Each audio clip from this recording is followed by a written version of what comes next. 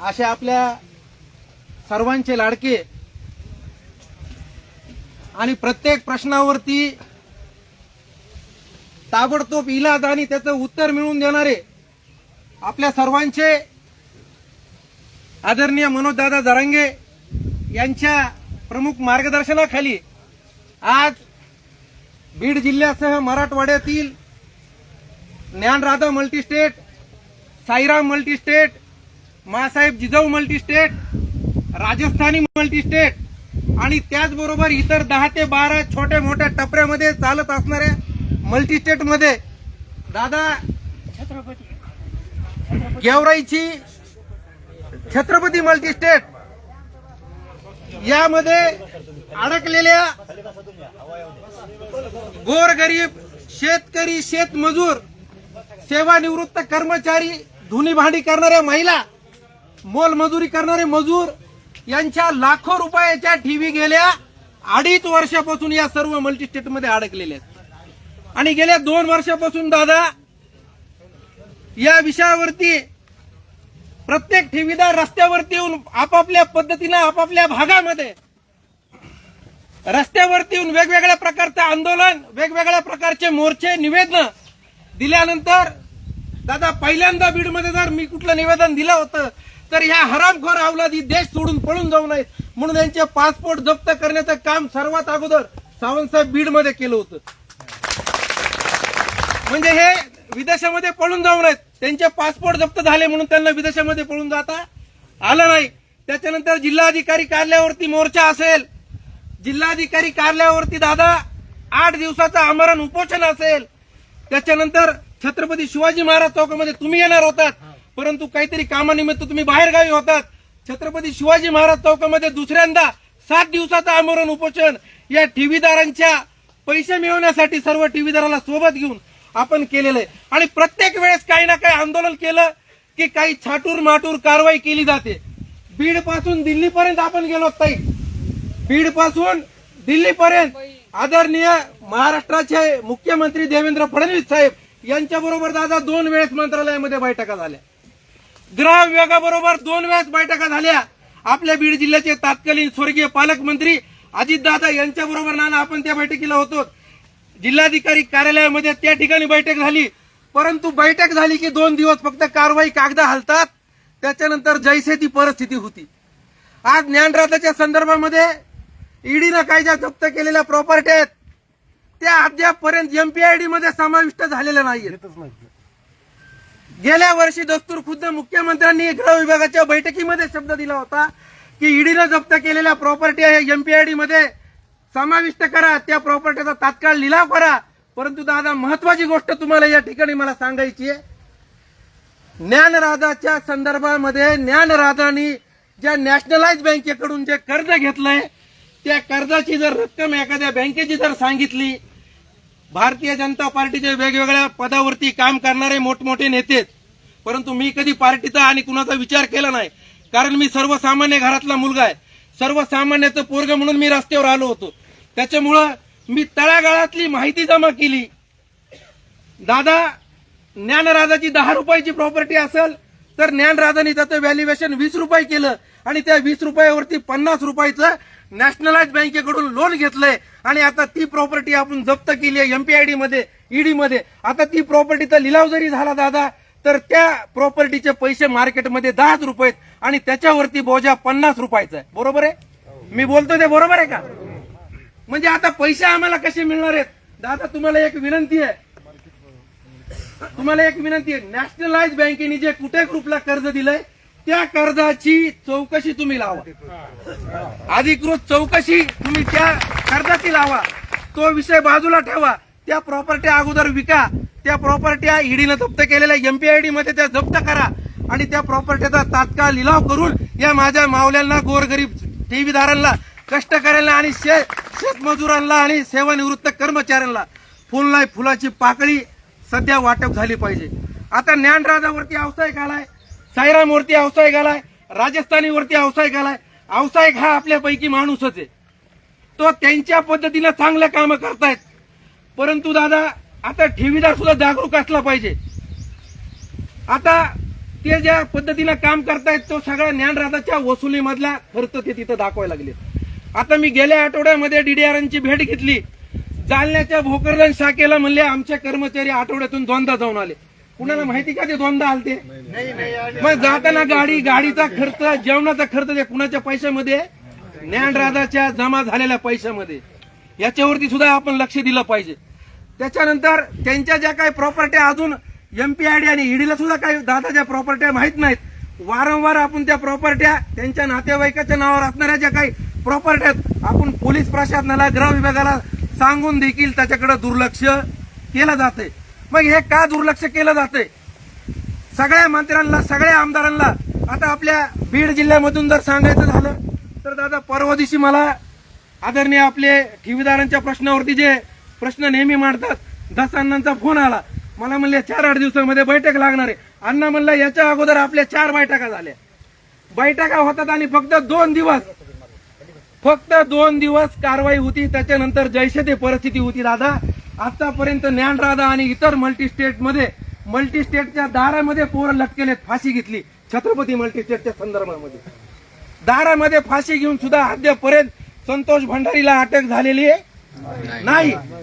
ज्ञानराजाचे सगळे संचालक अटक झालेले नाहीत. त्यांचा राजकुमार सुद्धा बीडमध्ये फिरतोय. त्यांचा राजकुमार आर्यन माहिती ना, तो बीडमध्ये युवा उद्योजक म्हणून त्याला देश पातळीवरती त्याचा गौरव झाला होता. त्याच्या कंपनीने सुद्धा दादा लाखो रुपयांचा फ्रॉड केलेला आहे. त्याच्या कंपनीची लॉन्चिंग करण्यासाठी सुद्धा जे काही लोन घेतलेलं आहे त्या लोनची सुद्धा चौकशी झाली पाहिजे. त्या पोराला सुद्धा याच्यामध्ये आता आरोपी केलं पाहिजे, कारण ते आता 18 वर्षाचे झाले. कारण आमचे आतापर्यंत 54 लोक मेलेत. आज एक माणूस जर मेला तर सगळा महाराष्ट्र हळहळ करतो, परंतु आमच्या या गोरगरीब मायमावल्यांचे 24 ठेवीदार मृत पावलेले आहेत. तरी या सरकारला जाग येत नाहीये. माझ्या माता भगिनी, माझ्या बहिणींचे लग्न अद्याप राहिलेले आहेत. दादा परवा दिवशीचा तर एक असा किस्सा आहे. मित्राच्या बहिणीला पाहुणे आले, पसंती झाली आणि पोराकडच्या परिस्थितीबद्दल त्यांनी जाणून घेतलं आणि त्यांना कळालं की ह्यांना बायपास मधले पैसे आलते 50-60 लाख रुपये आणि त्यांना कळालं हे ज्ञानराजामध्ये सोयरीक मोडली. म्हणजे ही सुद्धा परिस्थिती निर्माण झालेली आहे. रेल्वेचा पैसा, बायपासचा पैसा, सेवानिवृत्त झाल्यानंतर पेन्शनचा पैसा आणि राबणाऱ्या माझ्या माता भगिनी ज्या आहेत ना, कष्ट करतात, शेतामध्ये खुरपतात, एक रुपये 50,000, 1 लाख, 2 लाख, दादा जेवढी रक्कम झालेली आहे आता जमा, सुरुवातीला जे छोटे ठेवीदार आहेत त्यांना वाटप करण्याचं नियोजन सुद्धा तुम्ही लावा. आणि दादा तुम्ही जर एकदा मनावरती घेतलं, महाराष्ट्र जाणत नाही तर अख्खा देश जाणतो की जरांगे पाटलांनी जर ठरवलं तर तो प्रश्न तात्काळ मिटतो. म्हणून आम्ही तुमच्याकडे आलो. कारण दादा आम्ही मुख्यमंत्र्याच्या दारात गेलोत, आमदारांच्या दारात गेलोत, खासदारांच्या दारात गेलोत. आम्हाला याच्यामध्ये कुठलंही राजकारण करायचं नाहीये. याच्यामध्ये 18 पगड जातीचा ठेवीदार आहे. आता काल मी तुमची पोस्ट टाकली की मला 2-4 असते का हुलके, अरे भैया म्हणले पाटलाची, अरे का दुखायला लागलं का, आणि लय जणांचं पोट सुळ दुखलंय का इथं आपण येणार आहेत म्हणून. परंतु मी आतल्या पोट सुळाला भीक घालत नाही, मी कुणाला मुजीत नाही. मी माझ्या ठेवीदारासाठी पहिल्यापासून रस्त्यावर आलोय आणि जो माणूस आमच्या पाठीमागे उभा राहील, जो आम्हाला न्याय मिळवून देईल, आमच्यासाठी रस्त्यावर येईल, आमच्या प्रश्नावरती आवाज उठवेल, आम्ही त्याच्या पाठीमागे दादा उभा राहणार आहेत. आणि आमची सगळ्यांच्या माध्यमातून तुम्हाला विनंती आहे की येत्या काही दिवसामध्ये तुम्ही आम्हाला फक्त आदेश द्या, एखादे आंदोलन ठरवा, बरोबर ना, एखादं आंदोलन ठरवा किंवा ते एखादं आंदोलन आपण आधीतून जाहीर करू. त्या आंदोलनामध्ये दादा फक्त तुम्ही आमच्या बरोबर येऊन बसा. सरकार तुमच्या पायापाशी येतं हे सगळ्या देशाला माहिती. कारण गोरगरीब जनतेचे पैसे मिळाले पाहिजेत, ह्या माता मावल्यांचे पैसे मिळाले पाहिजेत. दादा आंदोलनाची सुरुवात झाली त्यावेळेस माझ्या बरोबर 18 पगड जातीतले लोक होते. महेश डोंगरे सारखा वंजारी समाजातला मुलगा, फयाजभाई सारखा मुस्लिम समाजाचा, तीर्थपुरी बाणेगावचे फाळके मामा, सावंत साहेब, गेवराईचे बरकशे, तिली समाजाचे. म्हणजे इथं जातीचा विषय नाहीये, इथं पैशाचा विषय आहे. आणि जो आमचे पैसे मिळवून देईन आम्ही त्याच्या पाठीमागे खंबीरपणे उभा राहू. आणि आम्हाला आता एकच आशा आहे, मुख्यमंत्र्याचं दार ठोठावलंय, उपमुख्यमंत्री झालेत, आमदार झालेत, खासदार झालेत आणि दादा हे सगळे लोक इलेक्शन पुरतं आम्हाला जवळ करतील. इलेक्शन आले की बैठक लावणार, अधिवेशन आलं की बैठक लावणार. तर दादा तुम्हाला आमच्यामध्ये रस्त्यावर यावं लागेल. दादा 18 पगड जातीचा समाज तुमच्याकडे आशेनं पाहतोय आणि आम्हाला खूप मोठी आशा आणि अपेक्षा आहे. आज आपण संपूर्ण मराठवाड्यातून आलोत. दादाने आपल्या बरोबर यायला पाहिजे का नाही? 100% यायला पाहिजे. आपण जे आंदोलन घेतो त्या आंदोलनाला कमीत कमी 10,000 लोक जमले पाहिजेत. मनोज दादा तुम आगे बढ़ो. सगळे आंदोलनाला येतात. दादाला मी तसा शब्द देऊ का? नाहीतर आंदोलन ज्या दिवशी त्या दिवशी पुन्हा 500 ते सांगायला लागलो मी. जर लोक जर जमणार असतील, ही वेळ आलेली आहे. आपला सगळं शेवटच्या टप्प्यात आपण आणून ठेवलेलं आहे. सगळं आपण सर तुम्हालाही माहिती आहे, आपण सगळं शेवटच्या टप्प्यात दादा सगळं शेवटच्या टप्प्यामध्ये आणून ठेवलेलं आहे. प्रॉपर्ट्या जप्त आहेत, वसुली चालू आहे, लिक्विडेटरच्या नेमणुका आहेत. हे सामान कुणाला कसं विकायला लागले त्याच्याकडे कुणी जाऊन बघितलंय का? कुणीच नाही. आणि आपल्यातले बी असे काही लोक आहेत त्यांना फक्त व्हॉट्सअपवर पैसे पाहिजेत. ताई संध्याकाळी 7च्या नंतर पैसे पाहिजेत आणि व्हॉट्सअपवर 7च्या नंतर मेसेज पडतो. असं करायला पाहिजे. आणि रात्री एक जणांनी मीटिंग ठेवली. मीटिंग वाला कधी आलाय का इथं? कुणी येत नाही. उपदेश करणारे खूप असतात आणि एखादा अधिकारी जर चांगलं काम करत असेल तर त्या अधिकाऱ्याला काम करू द्या, विनाकारण मार खाऊ नका. कारण आपल्यातल्या काही लोकांना मारहाण सुद्धा झाली. अधिकारी जर चांगले असतील तर त्यांना काम करू द्या. कारण दादा अधिकारी सुद्धा आपल्यापैकीच आहेत. सांगायचं तात्पर्य एवढंच आहे, ज्या आशेनं आपण या अशा स्थानाकडे आलोत, आपलं गारानं घेऊन आलोत आणि 100% खात्री ते गारानं इथं सुटणार आहे. 100% खात्री ते घरानं दादाच्या स्वरूपातून इथून सुटणार आहे. कारण दादाचा एक फोन काय करू शकतो हे सगळ्या महाराष्ट्राला माहिती आहे. दादा आम्ही तुमच्याकडे एवढंच घरानं घेऊन आलोय की मराठवाड्यातल्या ज्ञानराजा, राजस्थानी, साईराम, मासाहेब जिजाऊ, छत्रपती मल्टीस्टेट आणि इतर छोट्या मोठ्या ज्या टपऱ्या आहेत, ह्या टपऱ्या सुद्धा आता नीट झाल्या पाहिजेत. आणि या माझ्या गोरगरीब शेतकरी, कष्टकरी, शेतमजूर, मोलमजुरी करणाऱ्या माता भगिनी यांना त्यांची पहिना पै आणि माझ्या भगिनींचे लग्न, कुणाचं घराचं काम थांबलेलं आहे, कुणाचं लग्न थांबलेलं आहे, कुणाच्या शेताचे काम, कुणाला आजार झालेत, शुगर बीपी झाल्या, बरोबर. आणि हे सगळं जर सोडवायचं असेल तर आपल्याला एक ठाम निर्णय घेतला पाहिजे. घरानं घेऊन आम्ही तुमच्या पायापाशी आलोत. आम्हाला अशा अपेक्षा आहे की आम्हाला तुम्ही निराश करणार नाहीत. आमच्या प्रश्नासाठी आमच्या सोबत तुम्ही सांगा त्या पद्धतीनं, तुम्ही सांगताल त्या मार्गदर्शनानुसार. नाना आदरणीय दादांनी आपल्याला सांगायचं, आपण सगळ्यांनी मिळून ते ठरवायचं, लाखोच्या संख्येनं तिथं यायचं आणि सरकारला झुकतं करून दादाच्या माध्यमातून आपल्या पदरामध्ये यश पाडून घ्यायचं. एवढीच 2 महिन्यापासून दादा माझा अपघात झाला होता. तुम्ही येणारच होतात, परंतु ठेवीदारांचं एवढं काम सुरुवातीपासून केलंय त्याच्यामुळे मला राहवलं नाही. आणि त्यातली त्यात तुमच्या मार्गदर्शनाखाली बैठक आहे म्हणल्यानंतर हा एक पाय, दोन्ही पाय जरी मोडले असते तरी मी आलो असतो. त्याच्यामुळे दादा अधिकचा वेळ घेत नाही, एवढं सांगतो आणि थांबतो. जय हिंद, जय महाराष्ट्र.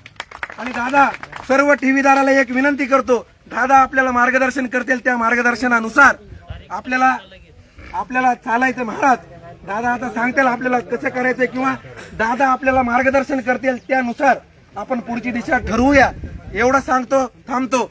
ठेवीदार एकजुटीचा विजय असो. मनोज दादा तुम आगे बढ़ो. हम तुम्हारे साथ हैं. जय भवानी, जय शिवाजी. डॉक्टर बाबासाहेब आंबेडकरांचा विजय असो. छत्रपती संभाजी महाराज की जय. जय भवानी, जय शिवाजी. पैसे आमच्या हक्काचे, नाही कुणाच्या बापाचे, पैसे आमच्या हक्काचे, नाही कुणाच्या बापाचे. जय भवानी, जय शिवाजी. मनोज दादा जरांगे पाटील तुम आगे बढ़ो. हम तुम्हारे साथ हैं. दादाला विनंती करतो, दादाने मार्गदर्शन करो.